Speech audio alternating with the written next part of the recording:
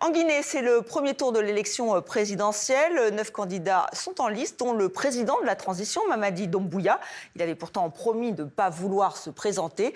Les principaux opposants, eux, sont absents. Ce scrutin qui marque le retour à l'ordre constitutionnel s'est déroulé dans le calme. Les explications de Perrine Jouan.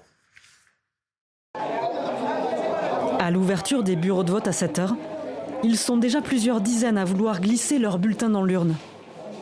Il vient voter, il n'y a pas eu d'incident, il n'y a pas eu de problème. Tout s'est bien passé, ça s'est très bien passé.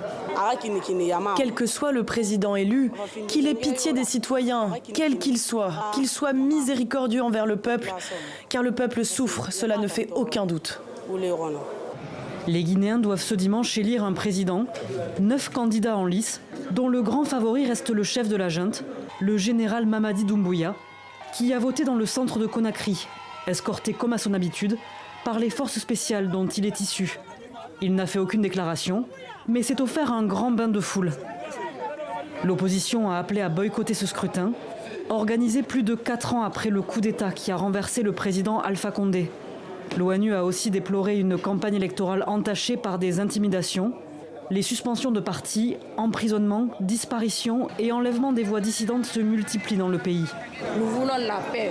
Donc, vraiment, à la suite de ces élections-là, Inch'Allah, j'espère que le peuple guinéen est assez mature maintenant pour vraiment dépasser certaines étapes de la vie. On est très en retard sur le plan international. Cette présidentielle est pour les autorités une manière de conclure 4 années de transition. La Guinée veut ainsi s'ériger en exemple dans une sous-région où plusieurs pays dirigés par des militaires n'ont pas tenu la promesse d'organiser des élections.